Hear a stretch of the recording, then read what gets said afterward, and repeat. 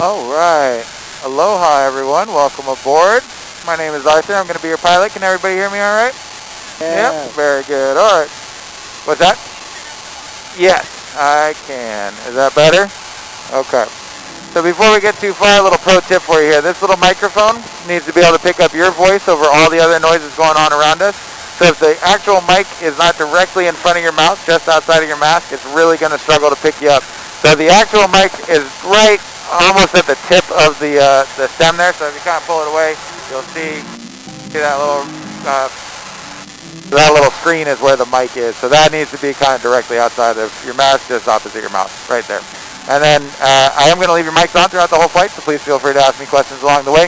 But if you can't hear yourself in your headset, I can't hear you either. First place to check is going to be that mic, okay? Throughout the whole flight, there's going to be 2 times throughout the flight that I need to isolate myself. First is going to be in just a moment so I can get our clearances to get us off the ground and on our way. And then one more time before we come back in for our landing. Now, when I've isolated myself, I can't hear you, but you can all hear each other, so feel free to talk amongst yourselves. But that's just so that I can concentrate with focusing on the tower and airport operations coming in and out of here. Throughout the whole flight, there's going to be a bunch of radio chatter going on in my own headset that y'all are spared from. So if I'm in the middle of saying something and all of a sudden I stop talking, or if I seem distracted for a moment, please understand that at any given time there could be 15 or 20 other helicopters out there. We're all trying to communicate and coordinate with each other so we don't wind up bumping into each other. I'll do my very best to balance my narration along with answering any questions that you might have, all making my own outgoing radio calls and listening to incoming radio calls. I know Mike does a great job of going over all the safety procedures with you guys, but there can be kind of a lot to it, and I would far rather answer any questions that you might have now or clarify anything for you at this stage than to try to do so in the midst of an emergency. So are there any questions about any of the things you guys talked about on the ground? Nope. No? Everybody's feeling good about that? Cool. What part of the island are you guys staying on? You're in north. Up in Kilauea? Okay, cool. So we'll be kind of flying by, and I can say there's Kilauea. We try not to fly over like more populated areas just because there's a lot of helicopters flying around, so it gets kind of annoying if there's constantly helicopters going overhead, but I will point that out. Alright, cool. Just out of my own curiosity, so I can kind of point out areas that are nearby you guys. So unless there's any objections to it or questions for me at this point, I'm going to go ahead and sign off with y'all now. Get our clearances, we'll get off the ground and on our way, and I'll be back with you once we're airborne. Cool? Yeah. Uh-huh. The sound is pretty... Okay, let's see. Okay, let's follow your line back, and there should be a little box on there. It should be turned on, but if it's not, so that's one. Yep, that's the other one. Let's make sure it's on. Yeah, I can hear everything perfectly fine. Yeah, I may just have to call ground crew out here. There we go. I think your headset was off. My headset is a little bit loud. Is that better? Yours loud, too? That's better now? Okay. Let's see. And your headset's loud. So let's follow your line back. There's one line, and follow it back, and you'll find a little box back there.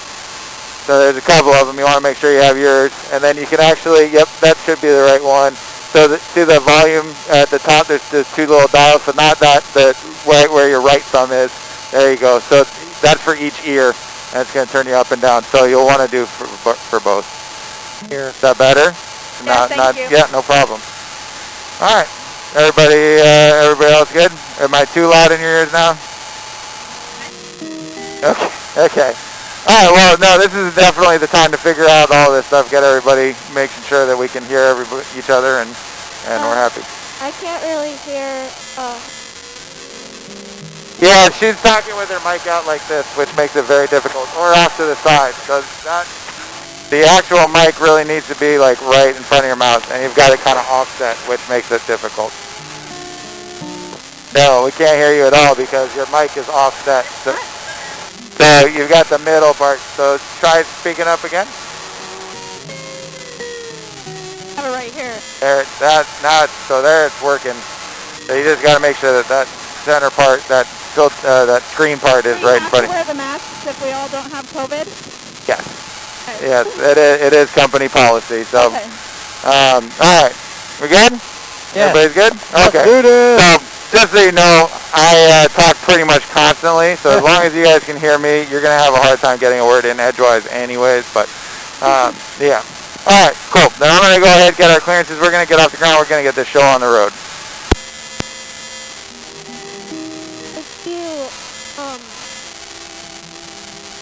Guys ready to rock and roll? Yeah.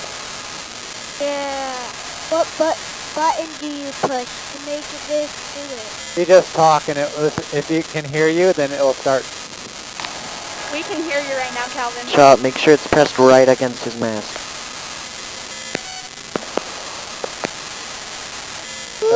Guys, I'm so excited. Yeah, me too.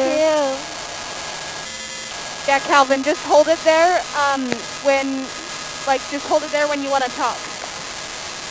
Woohoo! Okay, no singing.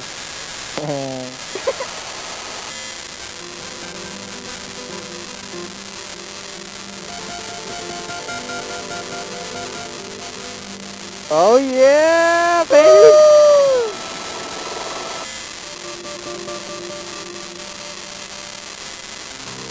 So smooth.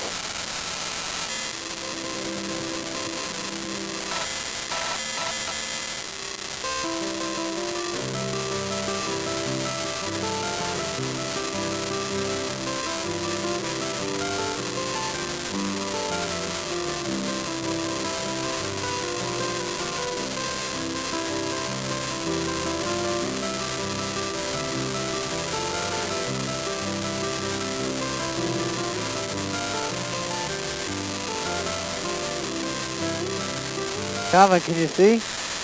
Look at that. Airplanes. Oh.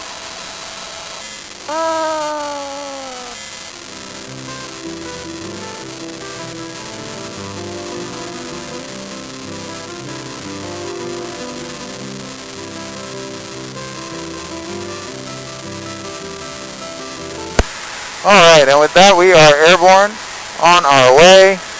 Nicely done. It is a gorgeous day on the island of Kauai. Very much looking forward to getting out and showing you all around. So, the purpose of this flight really is to get out to those remote locations around the island, those hard to reach inaccessible areas. In order for us to get there, though, we got to leave the most populated, easiest to access area. So, jumping right into things here, just down below us, we have the Marriott and Royal Sonesta Resorts. They sit right on Kauai Beach. Kauai is a public beach, don't have to be a guest of the hotel to enjoy it. Kauai sits within the Nauwili Harbor. Nauwili is the main point of entry for most of the goods making their way onto the island.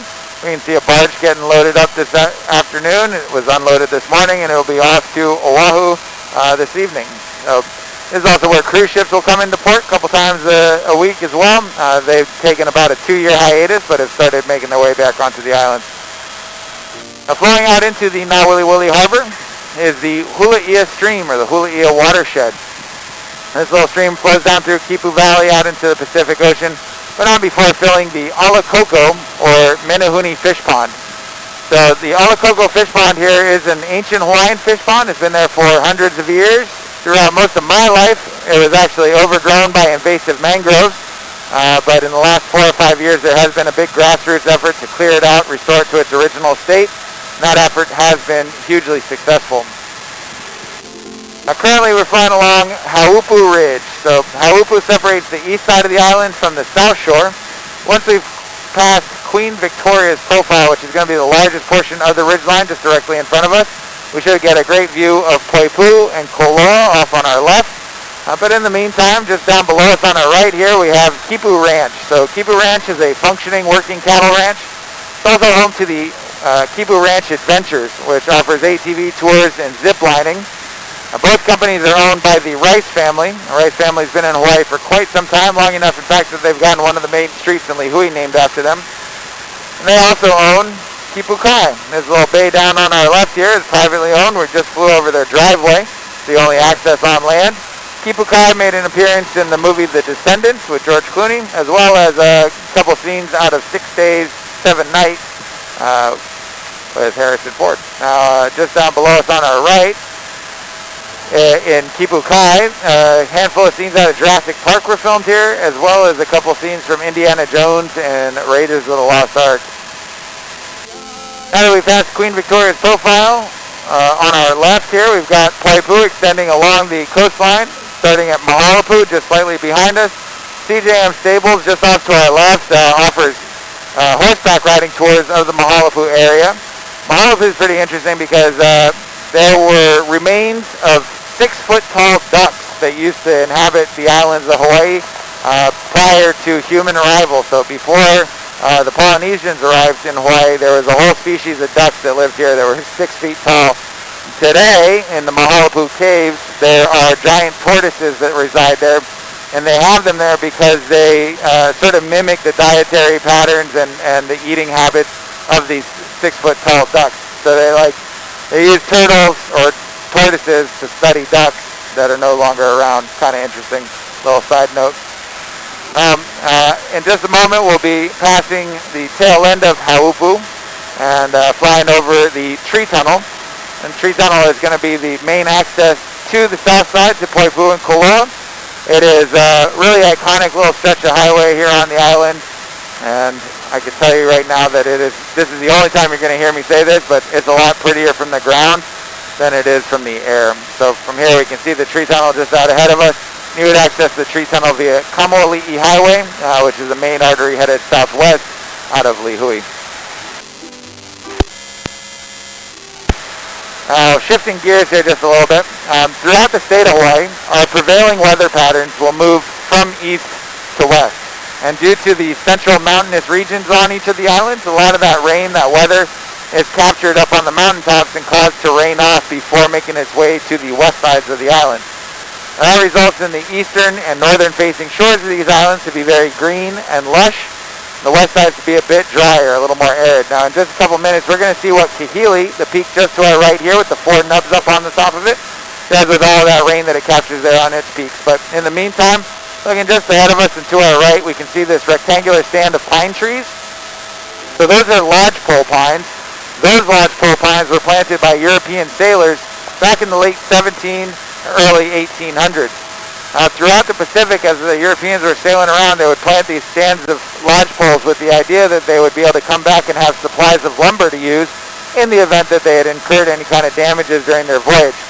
In theory, that was a great idea. In practice, it did not work out because here in the tropics, things grow very rapidly. And due to that rapid growth, the lumber produced by those pine trees is subpar, it's substandard, and was never actually implemented for the intended purposes that it was put there for. So, that's that. Now from here, we're going to be descending into Hanapepe Valley. We're going to be checking out Mana Vaiapuna Waterfall. Mana Vaiapuna is that culmination of all of that rain captured up on the peaks of Kahili and its associated ridgeline. It's also known as Jurassic Falls, and it's known as Jurassic Falls because it made an appearance in the original 1993 movie, Jurassic Park. This is the waterfall that they land at the base of when they first arrive on the island.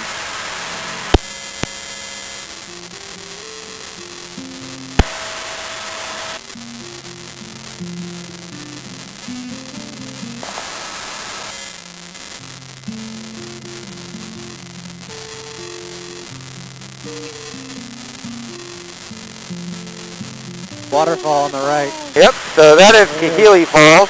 And as we come around here, we're actually going to see a number of waterfalls on both of these valley walls. And they're really dependent on recent rainfall. But Mana Vaiapuna, which is right at the bottom there, and coming into view now, along with its associated falls of Kahili, will actually flow all year long.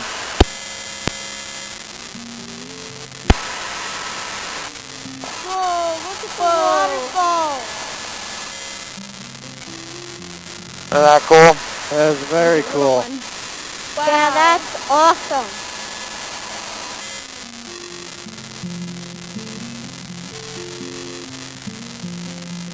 Oh, there's another skinny one. Ooh, lots.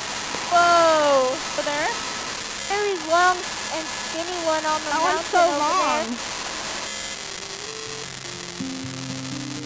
So I love it this time of day because Mana Vaiapuna is often bathed in rainbows. See here now. Obviously this is a stunning waterfall of 200 feet tall. In my opinion though, some of the falls that feed into it are just as gorgeous, if not quite as